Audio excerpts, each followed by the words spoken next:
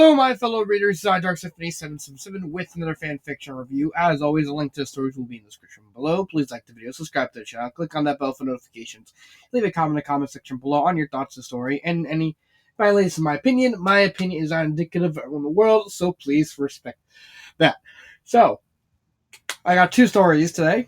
The first one is Blackdie by Dr. Bross. That is an epic name. Yes, Dr. Bross. It is a Metroid fanfiction. And I remember reading the story long ago because when I first started reading fanfiction, like the first thing I actually started reading was Metroid fanfictions, and this is like the thing that kind of caught my eye the first off. And I actually liked the story. It was very short, but very sweet. Well, short but sweet. It's less than 50,000. So what is the plot about? Well, the plot takes place after the events of Metroid Fusion, where we get introduced to this organization called Sandtrap. So Sandtrap was a research facility into weapon and energy production. It's some random nondescript planet. Samus doesn't really stay that long on the planet. She stays like only like one chapter on the entire story on this area. That has a very unique quality. The sand over the entire, it's literally just a massive desert of black sand, and inside the sand is like organisms that can specifically eat through anything organic. So basically, it doesn't matter how powerful you think you are; these things will just chew through you, or some unknown reason. Apparently, there's like bacteria in the sand that causes it. Fine. And so the people here, led by a man named Sylvester Tanner, managed to use a bunch of science related stuff. Use the sand, well, specifically the organisms in the sand, to create a very, very powerful energy resource that can also double as a weapon, called Zonogen. And Sylvester, the reason I'm talking about this guy's plan is because the entire plot is this guy's plan. So basically, Sylvester is very, very pissed off over the fact of the events of Metroid Fusion, because him and his people, they were literally just abandoned on the facility for years without no funding, no way to like repair any other goods, repair any other surfaces. They have like a bunch of this Zonogen that's just going to waste. And they've been all forgotten about, more or less. So Sylvester Tanner makes this little talk at the very beginning, and wants to send it with no protection, so that way anyone could come and grab it and pick it up. And like his secretary like kind of tells him like that's kind of a bad idea. There's only like 15 people in the facility. There's a bunch of people. Most of it is, it's just I forgot a lot of them die at the hands of Fantoon. But yeah, Sylvester wants his people to be recognized as like at least and not being forgotten by the Galactic Federation, because that's what happened at the end. Because what happened in Fusion is not only were the Federation like capturing the why am I having a brain fart? Not only were they developing, planning on using the BSL station to develop weapons of mass production, including Metroids. But the fact that they were just, as soon as they discovered, hey, we can include Metroids. This story was made before Other M showed up. Chronologically, Other M takes place before Fusion. So that's if you so that's if you want to know why you're thinking why you might think where's the other album. Uh, so Sylvester Danner sets up this whole thing and just kick starts everything by sending the letter. Afterwards, Samus is still not exactly. It's really my only criticism is the fact that Samus is still getting jobs for the Galactic Federation. I do think that is this person does predict that not only does that Samus gets like still get stuff related to the Federation after the events of at the event of Fusion. I have not played Dread. I know Dread takes place at the Fusion, but I can't remember if uh if Samus's relationship with the Federation ever got repaired in that time frame. Tell me in the comments. I'm actually kind of curious. But Samus has Metroid powers. This is actually the first any sense of anything to like play with the idea of Samus getting Metroid powers after the events of Fusion. So that's why this story is kind of notable. It's like, Samus has Metroid powers. That's cute. Oh my god, it's actually canon now. So yeah, so Samus gets a job by what's the guy's name? General Graves, who tells Samus about the sand trap facility. He's like, well, we sent troops there. They sent an unprotected message. I was sent troops there to kind of see what's going on. They disappeared. We sent another group of troops there. They disappeared. So we're sending you. Try not to disappear. So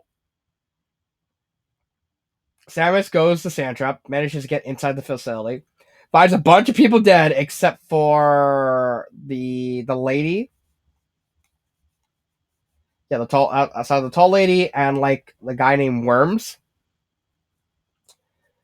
Who Worms dies, and then she finds out that Fantoon is still alive. Fantoon apparently somehow Fantoon's soul manages to stick around because he feels the hatred in Samus's heart, and he manages to like claw himself away to like just stay alive through that. And he even like like he started absorbing like all the people who died as Nemesis Soul. Like he even has like Kraid's eyes in his mouth. And he's like, I'm gonna fuck him up, and actually beats. I think actually beats Samus in the first encounter. I think he actually does he. No, 3 out of rare.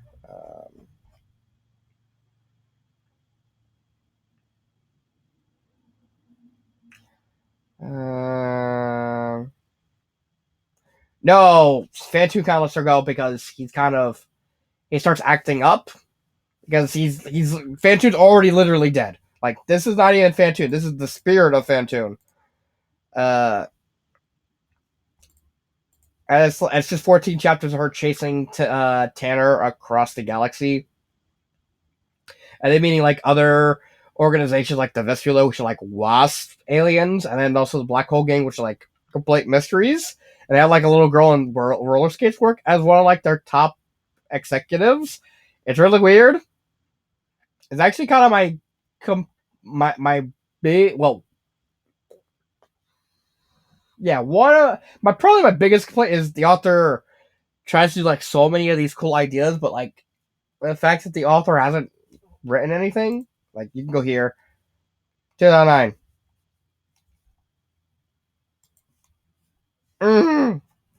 Hasn't really done anything for like 14 years. So we don't really know anything about the black holes. They are a really cool concept. Like they're really cool in case of the mystery. But she chases them through a sand trap to a planet called Big Blue, which is like a resort planet that even has like Samus Aran insurance. It's like, get your Samus Aran insurance here. You don't want Samus to blow up your building, right? Nah. 30% down. All right, we'll take it. Yeah. Samus air insurance. Yeah. Which is a very hilarious idea. They chase him through Big Blue. Ridley shows up. It's eventually revealed the Ridley that shows up is just an illusion created by Fantoon because he's still trying to believe that the space virus are alive. Then chases him to a boat, and then we have the big climax, like Samus deals with like the black holes and the Vespula, and everything kind of starts becoming like slightly fragmented because there's so many moving parts. The author is trying to introduce in like a less than 50,000 word story, and the story finally kind of ends with like, well, the Zonogen's nowhere to be found because Tanner carefully hid it so that way he doesn't like think ahead of time. He has like a little cannon that fires Zonogen. Basically just it's gonna kill me, but I don't really care. I'm at least gonna go. I'm gonna go down swinging.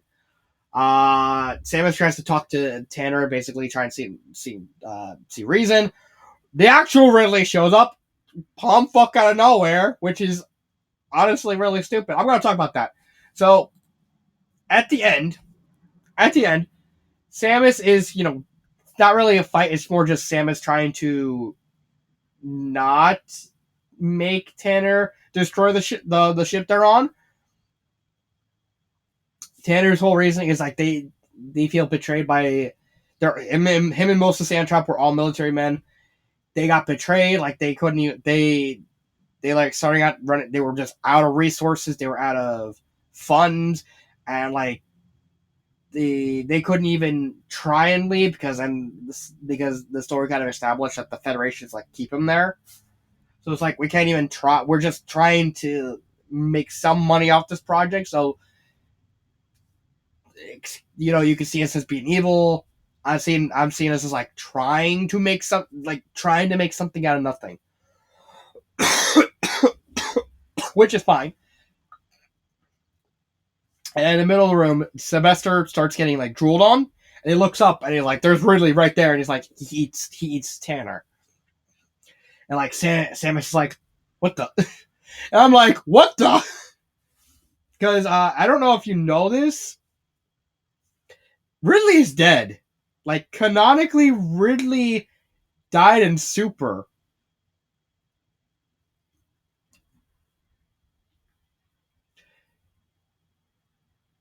That was like, okay, what about Fusion? Well, the Ridley fight Fusion is literally the X-Parasites literally latch themselves onto his corpse. Like his actual corpse. So why is Ridley here? Like even in like this time frame, everyone kind of established that okay, by the point of Fusion, Ridley's dead. Like Ridley's gone. Goodbye, farewell. That's why Ridley didn't show up in Dread. That's why Ridley shows up in the Prime Trilogy because the Prime Trilogy happens between the events of Metroid 1 and 2. So you can still plausibly get him alive. This one, no. Just plop him there just to have a swerve. Did the author really need Ridley to be here? No, but he is anyway. And the story kind of ends on a cliffhanger with like Samus having to deal with the possibility of the black hole starting to hunt after the Vespula. Graves actually making a call to like to keep track of like Metroid breeding facilities. It's really weird. I do like the story. I think near the end, the story starts to get fragmented because the author is adding too many moving pieces to the whole thing. But I think on the whole, it's all right. It's not great, but it's all right. Uh, Characters, yes. You basically just have Tanner, Fantoon, and Samus. So yeah, Samus, she's a stoic badass. She's kind of had like the flattest character of the three, but she does work in the context of the story because you know you still get to feel that whole resentment towards the Galactic Federation over the events of Fusion. The fact that she's very straight laced, she's very upfront about the whole thing. She's fine. Fantoon, he's basically he's literally a ghost. Like even like in the final fight against Samus, instead of doing like fighting Samus, he's just throwing like illusionary illusions at her of like various bosses she fought over the game in the past, and she doesn't, and she's fighting them until she sees Kraid, and she realizes, wait, I don't sense Kraid, I don't sense that all sparing fear that Kraid is, and then she realizes these aren't real. Yes, they are. No, they're not. Yes, they are. No, they're not. Fine, they're not. I could hear Mother Brain still calling to me, and Fantoon kind of passes away to the afterlife afterwards. Because now his soul thing attaching him to the mortal plane is Samus's fear. Now Samus doesn't even have that anymore. So goodbye.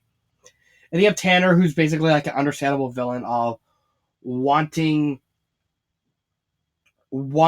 his coworkers to like have what's best. Like even when they leave Sandtrap, he's like, you can stay if you want to stay. I'm not gonna make you come. If you want to come with me, you can come. If you want to stay, fine. Stay right here. Have the Federation pick you up. Goodbye. He does seem to have in his mind the makings of a hero, which makes sense. He was formerly military, and his reasoning for the whole thing, just not wanting the project to just go to waste, because he thinks he has something that's worth selling. And the Federation, they're not going to give us any money. They haven't given us money in years. So why not just take the product and just sell it? So that way we can at least, so there's like, we can make something out of the project we poured years into. It kind of makes Tanner kind of sympathetic in a way, which is fine. And I think the best way to actually portray someone like him, because even like when he fights Samus, he's like, he doesn't really want to kill Samus. He just wants Samus to get away, because he like, even like the end, he knows he's dying. Samus knows he's dying. So it's like they're not even gonna bother or like actively trying to kill each other. So they're just Samus. So Tanner's just hunting for Samus. Samus trying to talk him out the whole thing. And it Ridley shows up and just pulls Ridley. I think it's fine in terms of these three characters. There's a bunch of other mini characters, but I think they were more on the assumption that the author was gonna like make like a more expansive sequel, kind of delving more to them, like the black hole and the Vespula and stuff like that. I think they're fine. Grammar, nothing wrong with the grammar. Pacing, again, kind of the same thing with the plot. The fact there's so many moving pieces, because you have Samus, you have Graves, you have Tanner, you have the girl that shows up at the beginning. You have the Vespula, you have the whole things with Big Blue. You have the black hole who just mysteriously show up and like have all this mystery surrounding them. It's with so many moving pieces, it's hard to get invested in a story this short. But I think it's all right. I think for trying to do it more condensed, because like I said, I think the author was eventually going to do a much more expensive sequel that kind of delves more into these two, especially everything that's going on in the background, but then just abandoned writing. That's I can deal with that.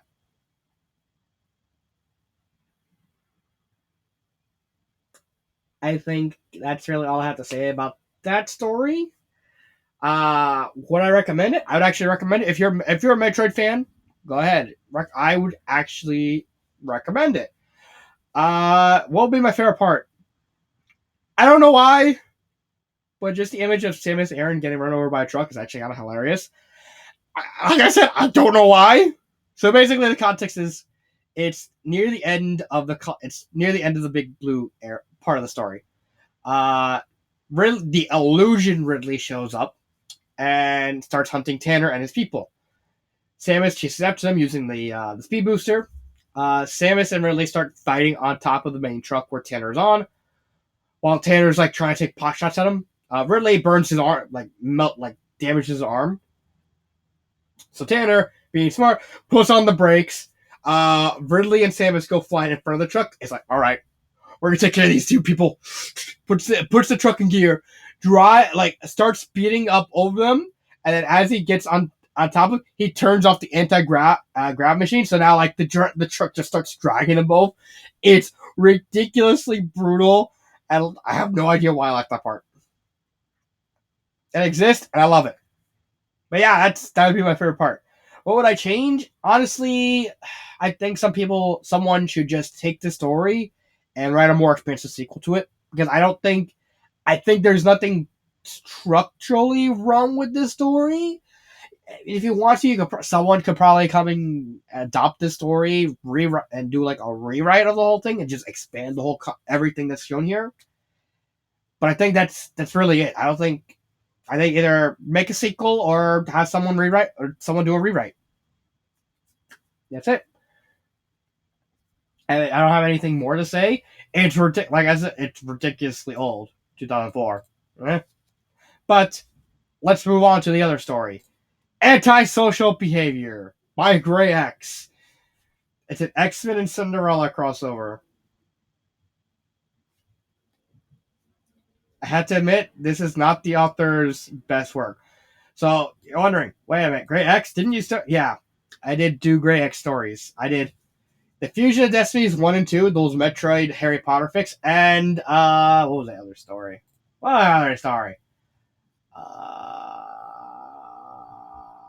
Dynamic Equilibrium, Bones and Filaria.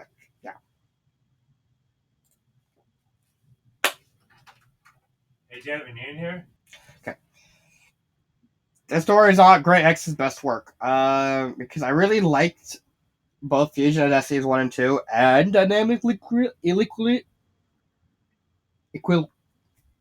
Equilibrium. I don't know why I was having trouble saying that. With this story, it's not great. It's still pretty funny, but it's just so weird that it kind of takes away from the funny a little bit. So what's the plot? The plot is literally just a prank war between Cinderella and Lady Tremaine. Yeah, you're confused as well. What? Oh, yeah. Yes. It's just a prank war between Cinderella and Lady Tremaine. Let me explain. So the story actually starts with Cinderella taking care of the Lost Boys, Melody, Ariel's kid, and Vanellope.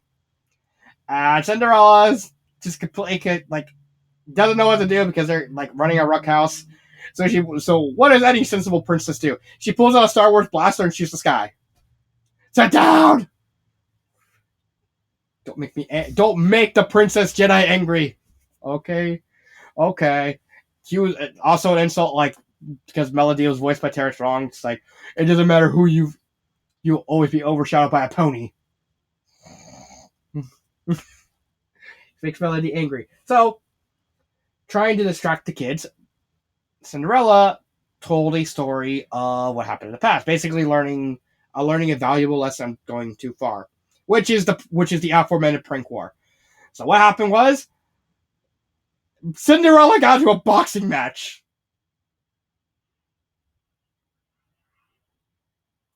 You can't make this shit up. So apparently all the Disney worlds they all live together and just hang out and goof off, and they were completely worried over Disney's acquisition of Marvel and all these new serious people coming in, and so they kind of start getting worried when it's like, oh, people want more mature stories. They don't want this fairy tale stuff anymore.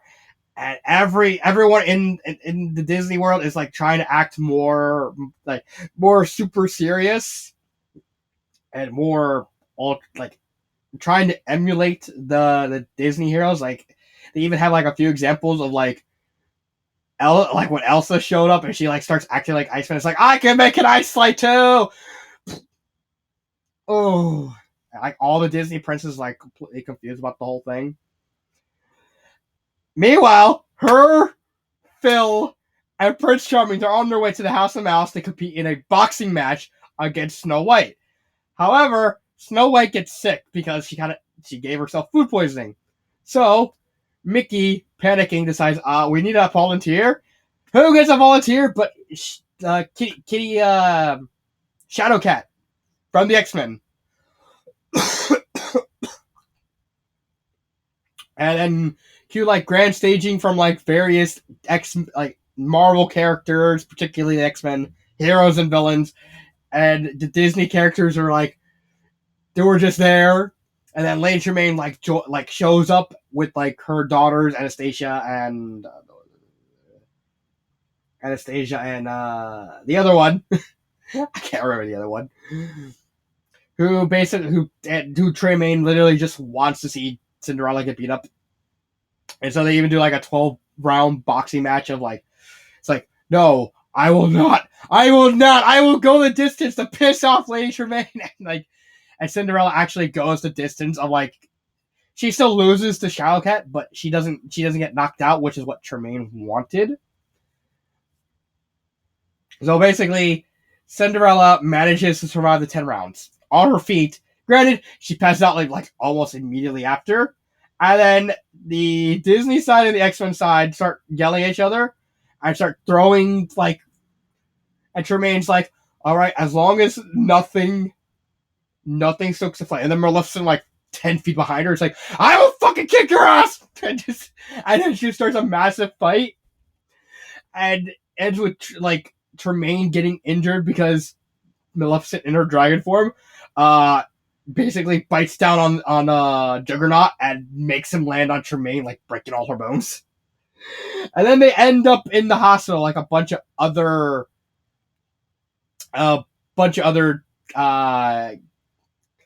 X-Men and Disney characters. But they have to share a room. So Lucifer joins Tremaine and Jock and Gus join Cinderella. And they both look at each other. It's like, oh, hell no. Oh, hell no. No, this room ain't big. This 8x8 room is not big enough for the two of us. It's probably like 12. It's a 2-bedroom, 2-bed room in the hospital. So they decide to start a prank war with the specific purpose on basically trying to prove who has the biggest set of lady chest parts. I'm not saying lady balls because, come on, ladies have balls. It's just they're on their chest. And cue like an epic prank war that constantly starts getting everyone in the hospital involved. Like Deadpool shows up, and then Maleficent shows up. And it's like, I want that Deadpool. I couldn't resist because the end of the story has a reference to the Deadpool movie, like the post scene credits, and like Deadpool walking out of Elsa's ice castle, fucking all fucking places. It's like, why are you still reading this fanfiction? Go on, go home. You expecting an after credit scene on a fanfiction? Wade, you will come back and give me the D. Come in, Maleficent. Oh, I love when chicks get dirty like that. It's so funny. And the story actually ends, like the whole prank war ends, when not only do Lady Tremaine and Cinderella, they get like they actually get the staff of the hospital involved by like, it's not even, they don't even lose to themselves. No, they lose to Anastasia and the other chick. Because even like, she's like, they become convinced like, no, they dragged us in the middle. Now Cinderella hates us and Tremaine hates us. It's like, we don't want to get involved with this because we don't want Cinderella angry at us. Right? Right. And so they basically plan like a 2-prong attack to basically convince them like, oh, they're gonna mess with the message. Oh, gotta stop her. I basically destroy the station. Also, they inadvertently poisoned the Blob, who like shits so much he floods the entire hospital. I shit you not, that actually happens. And then Cinderella ends her story. It's like, yeah, that's the end of my story. Anyone can take away with some lesson? It's like, don't go too far in revenge. Exactly. I guess stop fighting. Yes. Yes. And then we get the Deadpool bit. I only have one question for like this story. Why is it a crossover? Like, why? I'm honestly so confused over why it's a crossover because the X-Men part of it just matters so little in the grand scheme of things. It's like, oh, it's gonna be like the X-Men, like the Disney characters kind of interacting with the X-Men, or like even Cinderella interacting with like various X-Men, like trying to see what their deal is. No, the extent of the X-Men's bit in the role is a boxing match, a reference to a movie, and a shit joke.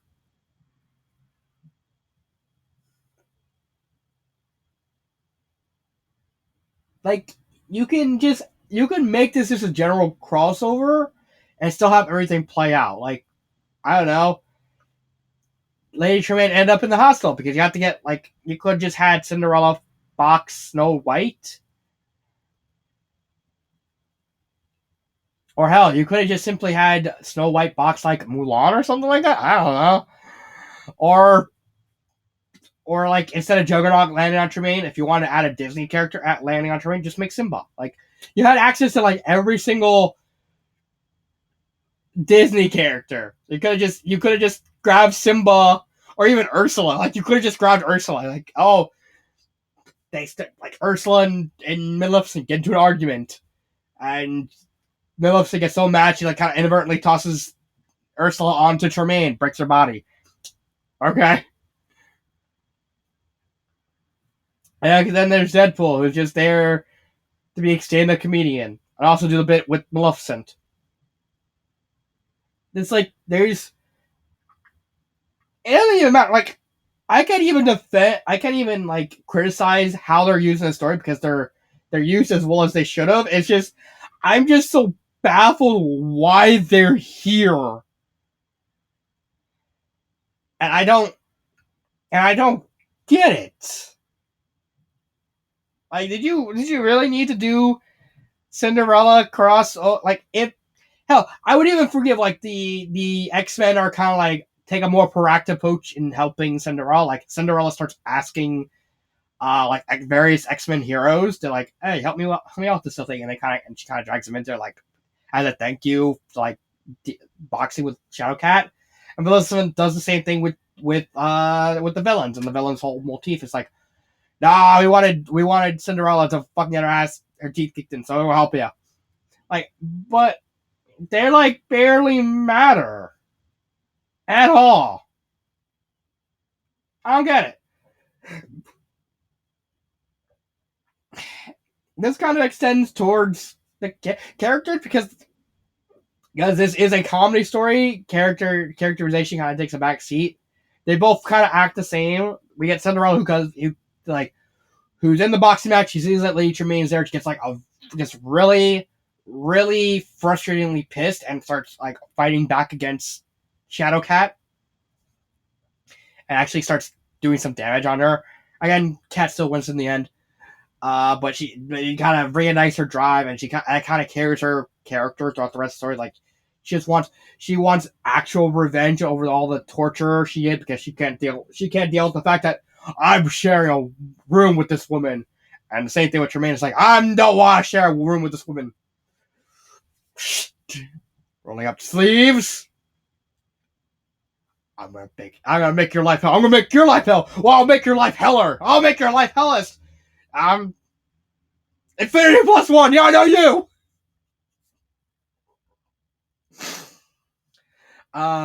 But yeah, that's pretty much the extent of the characters. This, like I said, this is a comedy story. I'm not expecting deep characters. Like, okay, Cinderella getting like an edge. Fair enough. That's as deep as it goes with the characters. Her sister getting like kind of getting miffed that they're getting dragged into the whole thing. Fine, I can see that. Grammar wise, I there is I would do want to comment on a nice touch that there are certain parts that actually focus on Jock and Gus, and the touch being that whenever it focuses on them, the author deliberately misspells Cinderella and Tremaine's cat Lucifer in the way that they're actually set in the animated movie, like Cinderella and Lucifer. I think that's a nice touch. When I first read that, it's like, wait, is that a grammar error? And when I saw like Lucifer being named, and it's like, then it just immediately popped in my mind. It's like, no, that's just how they actually say it in the movies. It's actually a really nice touch. Uh Pacing wise, this is a short story, a very short story in turn, but for what's essentially just a prank war, I don't think you can go any longer, not without it dragging out. Like, I don't know, I'm still hung up on the fact that it's just a crossover that makes like next to no use of the crossover aspect. Like, I guess I'm just like,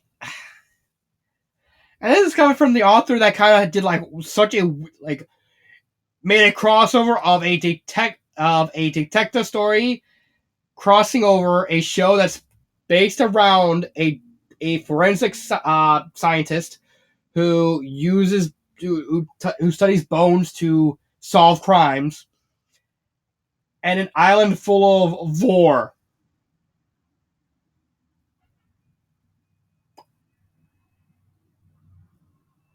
I don't I don't know why the author just barely put any effort in the crossover aspect of this. I don't know. I really don't know. So,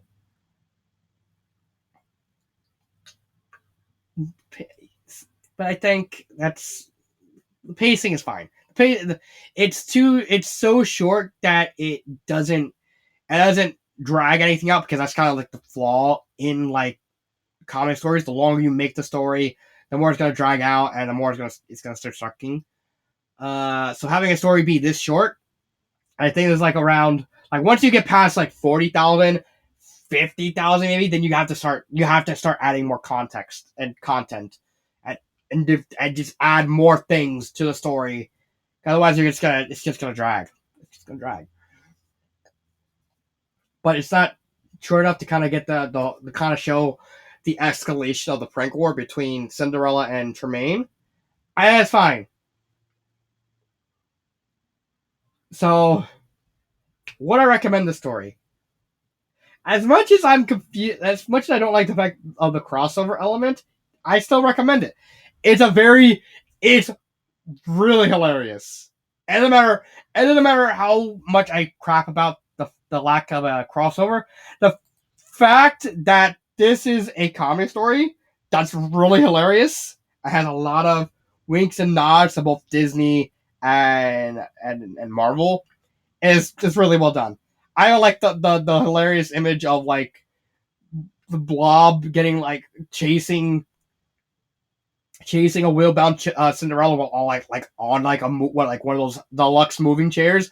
Like, you get back here, and having to be held back by Shigo and Rouge, on like crutches. Like, no, you don't get back here. I I think that's I think that's a funny image. And favorite part, honestly, the Deadpool bit. I got I don't care. I don't care. That is hilarious. I'll just show you. I'm gonna go all the way down here. All the way. Yep. Surprised to see me? Don't be. Turns out a certain Snow Queen rents this place out as a vacation resort or something or similar effect. This guy brought my path before Sodagazi. And hey, those little snowboarder things provide better room service than you might think. Anyway, Kiryu explained why you people are still here. Why do I keep telling you not to expect teasers from the next whatever? Seriously, expect the author to have a follow-up for this? This one-shot gag fest that was inspired by a Sylvester and Tweety cartoon? It's a bare miracle that Silent Night got one official sequel, let alone two.